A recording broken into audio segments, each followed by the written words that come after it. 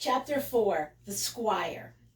The boar was apparently the most important person around, partly because he was an incredibly well-bred and aristocratic Gloucester Old Spots pig, and partly because he was the father of all the children born at the farm.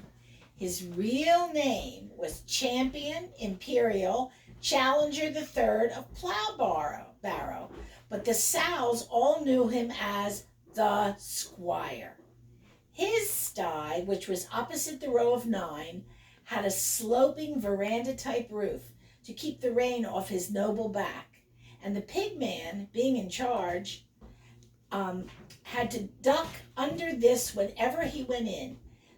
The sows appreciated the fact that the servant always bowed low before the master. The squire kept in touch with his wives by means of occasional conversations across the yard when he felt like it, and when the wind was not too strong. He would stand against his door and poke his head out under his veranda roof and shout at them in his bluff, jolly way. Here's a picture. Sometimes he would address them generally, and then everyone who was not actually engaged at that moment in feeding babies would come respectfully to their front doors and bob their heads up and down deferentially. Sometimes he would single out an individual sow. One morning, some weeks after Daggy Dogfoot's birth, the squire's deep coughing grunt was heard, and the rattle of his door as he heaved his bulk up onto it. "It's the squire," they all said to their neighbors, and waited in awestruck silence. The boar cleared his throat. "Mrs. Barleylove, dear lady, a word with you." "Here I am, squire," said Mrs. Barleylove. "The latest children, my dear. I hear from Sparrow Talk that you have a litter." The sparrows carried all the gossip around the farm. "Yes, squire." "All well, I trust? Chips off the old block?" There was a moment's pause, and a shudder of anticipation ran down the row of sties. But Mrs. Barleylove was equal to the occasion. "All well, I thank you, squire," she replied, with hardly a tremor in her voice. "Good," said the squire. "Keep up the good work." He got down off his door, while all the ladies ducked their heads again and disappeared with a whistling sound, which was made up of 8 small sighs of relief and 1 large one. It was not that the squire didn't know about Dags. He knew only too well, because a litter sister of his had been one. He had never forgotten waking up one morning when he was a baby to find the poor spindly little thing stretched out cold and lifeless beside him. And because of this, he was always terrified that one of his own children might be born a dag. So he always asked the same question: "Chips off the old block?" And the sows never let him down. He never knew that occasionally the chips were very small and either died or were taken away.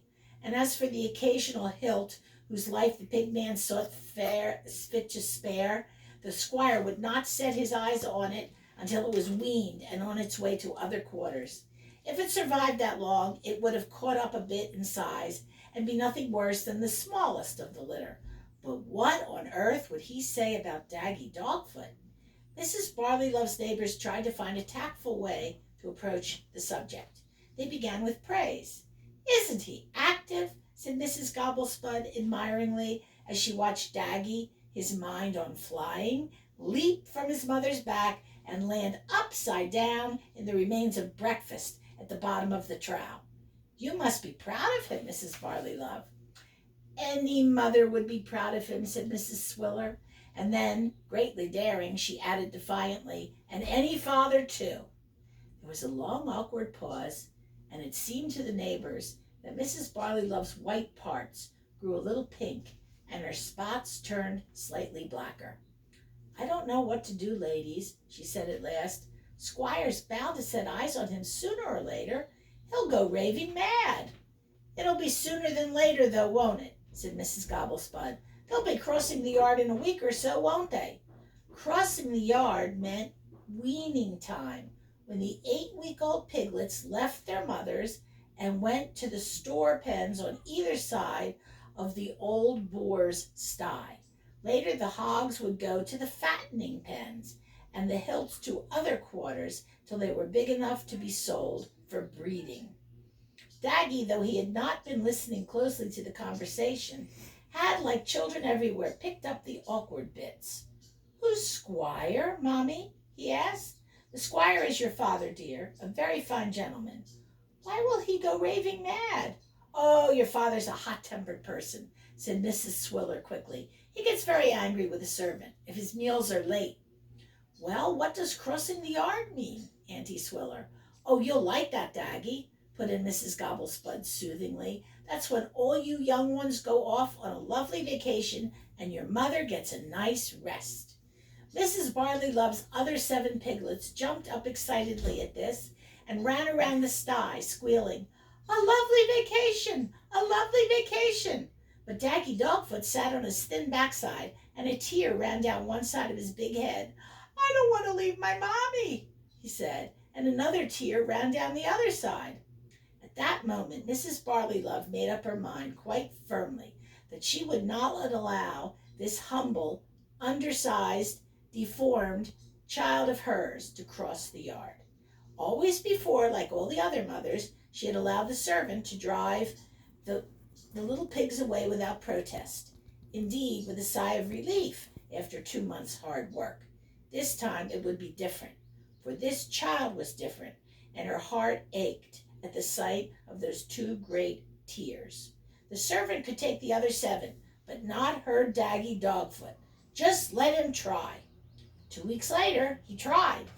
He opened the door of number 5, and holding a sheet of corrugated iron in front of him like a shield, he shooed Mrs. Barley Love into the inner part of the sty, while the litter ran out into the yard. A grunt and a rattle on the other side told everyone that the squire was at his door to inspect his offspring as they crossed the yard. But when the pigman had shut up number 5 again, he could count only 7 fat piglets frisking about outside. He looked back in and saw the dag peeking out from between his mother's legs. He started to open the door again, but immediately Mrs. Barley Love rushed forward, champing and snorting, as fierce as one of her wild woodland ancestors. And there's Mrs. Barley Love with her little Daggy Dogfoot under her. "Dirty fat man!" she shouted at the pigman. "Leave him alone!" "Drat her!" cried the pigman, "and dang her, and blast her!" But he backed away quickly, and then turned and lumbered off after the rest. "Keep the miserable thing, then," he shouted back over his shoulder. "It'll never be no use to no one nohow." He rounded up the others, drove them into a V-shaped funnel of hurdles he had put up, then into one of the store pens and shut them in. He mopped his face with his red-spotted handkerchief and went to talk to Champion Imperial Challenger III of Plowborough. "Hey, you pigman, scratch my back," said the squire pig. And as usual, the servant, the pigman, obeyed. They held a conversation, and it was fortunate that they spoke different languages. "Fine bunch of youngsters, pigman," said the squire. "Fat as you are by the time they've grown, I bet." "You've got a horrible little dag left over there, old man," said the pigman. "That bad-tempered old sow's welcome to him." And what a welcome Daggy Dogfoot was having, for his mother still had plenty of milk left for one, and now the whole milk bar was his, and his alone. At last, full to the brim, he fell asleep by his mother's side and dreamed that he and she and his father the squire were all flying, trotter in trotter, through a warm and milky sky.